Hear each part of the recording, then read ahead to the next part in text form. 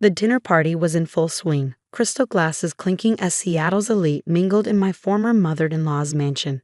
I shouldn't have been there. Technically, I wasn't even invited. But when your company caters the most exclusive events in the city, you sometimes end up in interesting situations. Olivia, darling. Margaret Wellington's voice cut through the crowd. You simply must try these divine crab cakes. They're from Milano's, of course.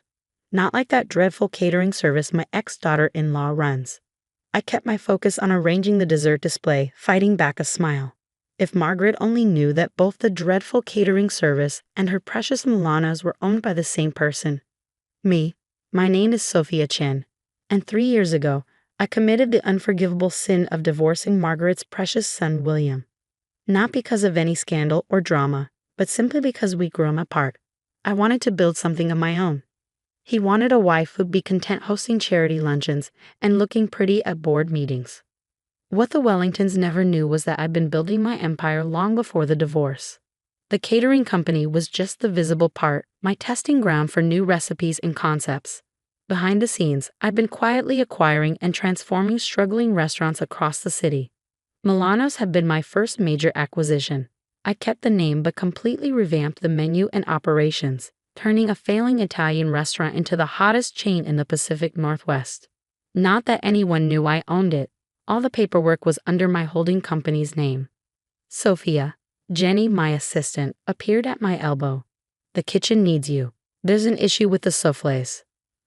I nodded, grateful for the excuse to step away from Margaret's voice.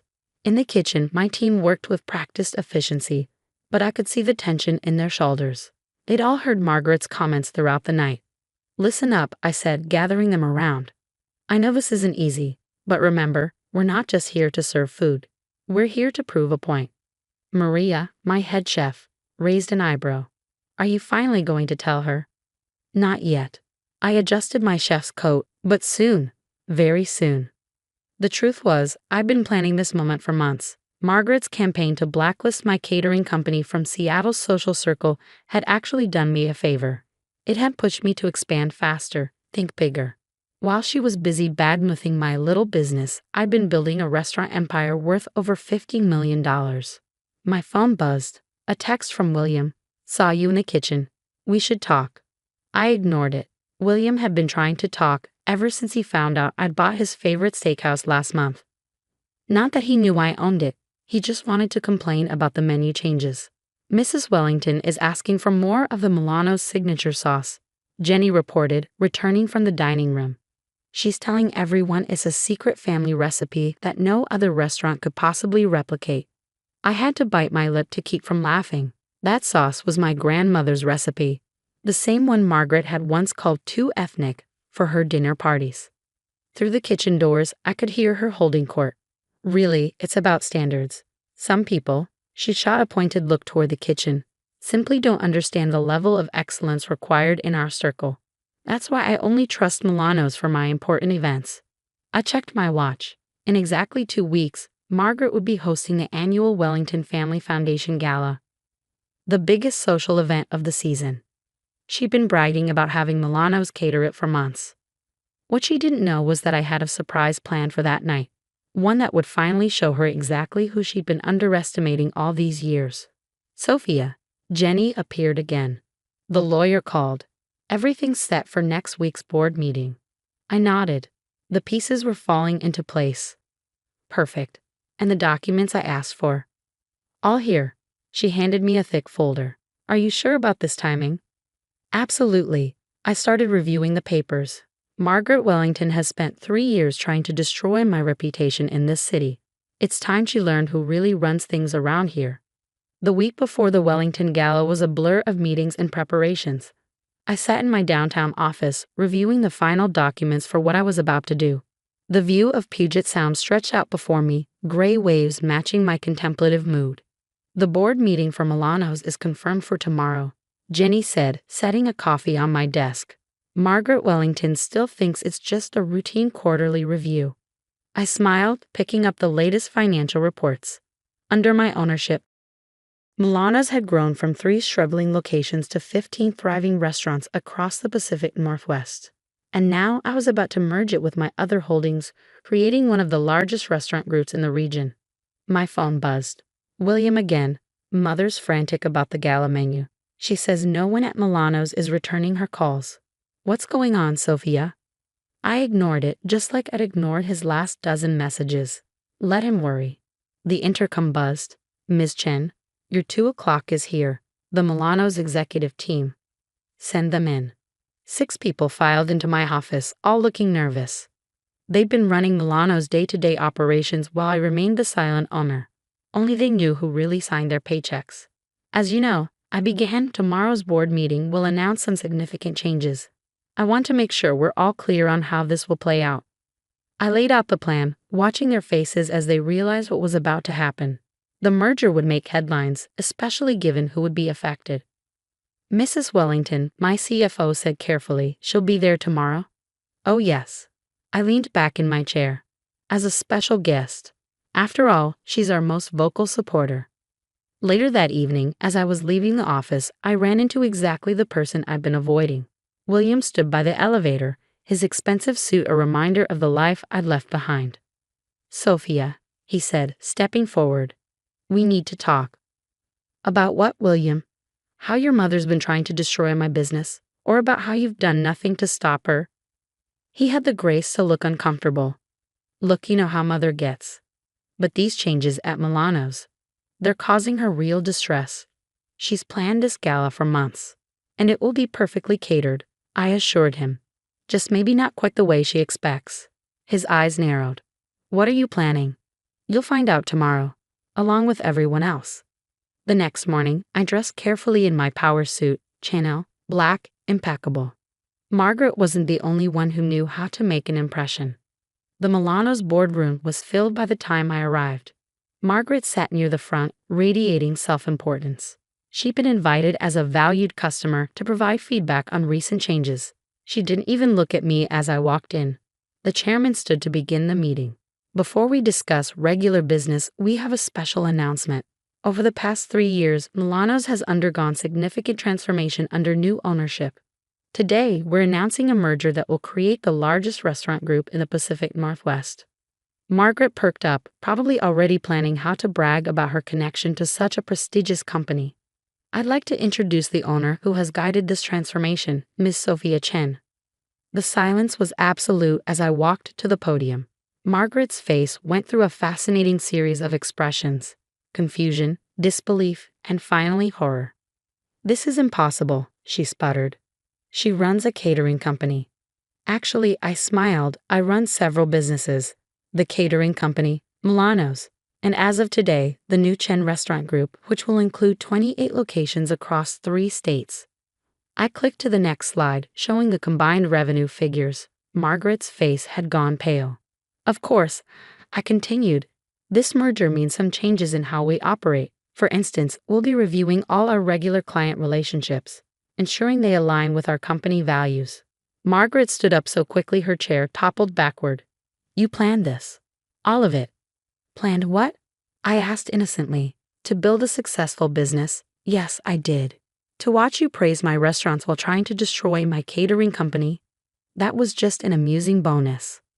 The night of the Wellington Gala arrived clear and cold. I stood in the kitchen of the Four Seasons ballroom, watching my team prepare what would be a very special menu.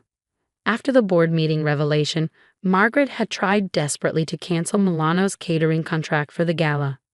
But ironically, the same ironclad contracts she'd always praised them for now worked against her. Breaking it this late would have meant hefty penalties and, more importantly, social embarrassment. Everything's ready, Maria announced, putting the finishing touches on the appetizers. Should we serve them exactly as planned? I smiled, adjusting my chef's coat. Tonight, instead of hiding in the kitchen, I would be front and center. Exactly as planned. Let's show Seattle what we can really do. The ballroom was filled with the city's elite, all drawn by the Wellington family name. Margaret stood by the entrance, greeting guests with a fixed smile that looked more like a grimace. When she saw me emerge from the kitchen in my pristine chef's coat with Executive Chef, Chen Restaurant Group embroidered in gold, her smile cracked completely. What are you doing? She hissed as I approached. You can't be out here. Actually, I can. It's in the contract. The executive chef personally oversees all premium events. I gestured to the approaching servers. Ah, here come the appetizers. I believe you'll recognize them. The servers presented trays of elegantly plated bites, all signature dishes from Milano's, but with subtle twists that elevated them further. These are Milano's recipes, Margaret protested. You can't. They're my recipes, I corrected her gently. Every dish you've praised at Milano's for the past 3 years. They were all mine. That secret family sauce you love so much? My grandmother's recipe. The color drained from her face as guests began sampling the food, exclaiming over the familiar yet enhanced flavors. Oh, Margaret, one of her society friends called out. These are even better than usual. Did Milano's get a new chef? Before Margaret could respond, I stepped forward. Actually, I'm the chef who's been developing Milano's menu for the past 3 years. Sophia Chen, executive chef and CEO of the Chen Restaurant Group. The woman's eyes widened with recognition. Chen, weren't you? William's wife? Yes. Now I'm just the owner of his favorite restaurants. I turned to Margaret. Would you like me to explain how that spicy crab sauce is made? It's a family recipe after all, just not your family. She opened her mouth to respond but was interrupted by William's arrival. He looked between us, taking in the situation. Sophia, he said carefully, could we talk privately? I considered refusing, but curiosity won out. We stepped into a quiet corner of the ballroom. You've made your point, he said.